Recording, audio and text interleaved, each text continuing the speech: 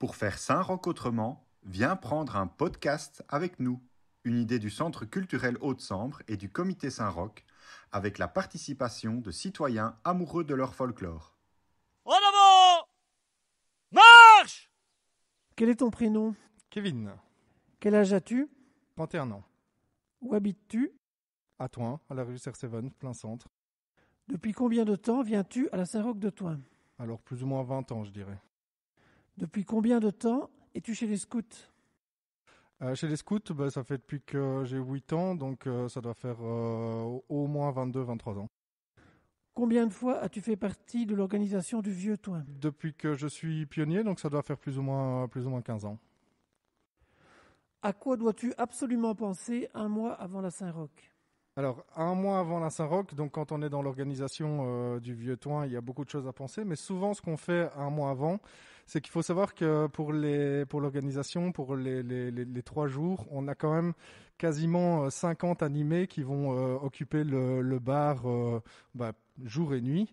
Et donc souvent ce qu'on fait un mois avant, c'est faire les horaires pour tous les animés parce que c'est une grosse organisation et surtout faire signer les horaires aux parents, comme ça ils sont bien au courant de quand leurs enfants sont présents au Vieux Thoin pour servir.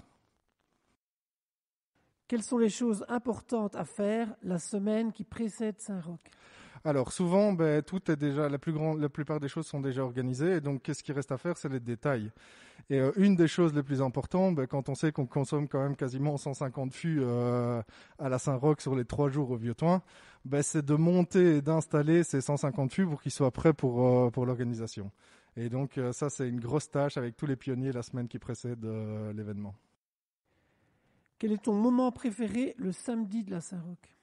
Alors, le samedi de Saint-Roch, un des moments préférés quand on est organisateur du Vieux Thoin, c'est de voir commencer les gens à arriver dans le Vieux Thoin et on sait que les hostilités commencent. Et c'est surtout que ces 6, 7 ou 8 mois, voire une année de préparation aboutissent avec l'arrivée des gens dans le Vieux Thoin pour faire 3 jours de fête. Qu'est-ce que tu ne manquerais pour rien au monde le dimanche de Saint-Roch? Alors le dimanche de Saint-Roch, c'est un petit plaisir qui est lié au scout, mais c'est aussi lié aux marches et aux oies français.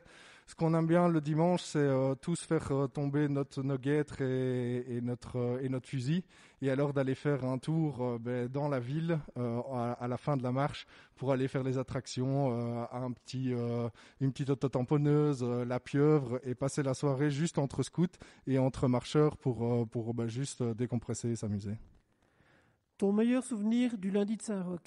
Alors, le meilleur souvenir du lundi de Saint-Roch, il est répété quasiment chaque année depuis quelques temps.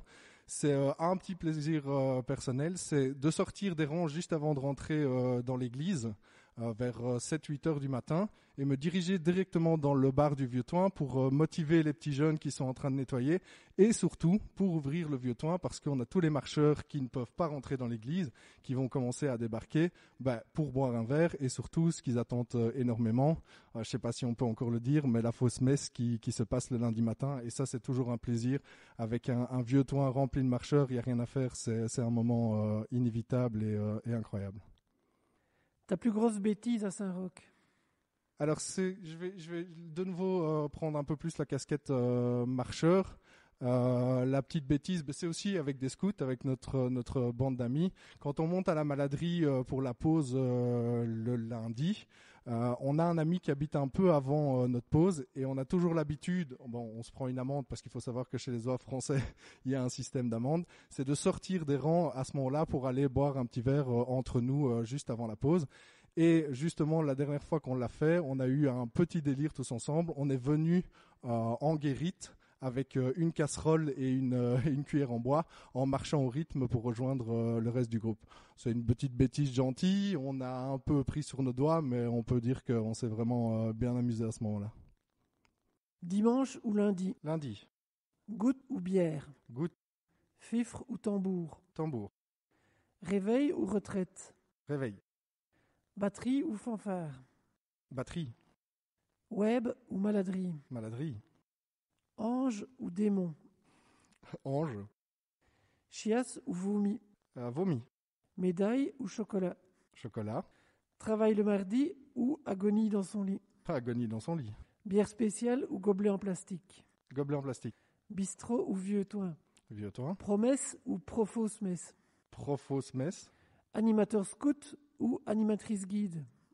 Animatrice guide. Feu de camp ou feu de camp. Feu de camp. Feuillet ou caticabine. Feuillet. Louveteau ou lève-tard. Lève-tard. Les interviews dans le cadre de la Saint-Roch autrement, signé Gilles et Thierry.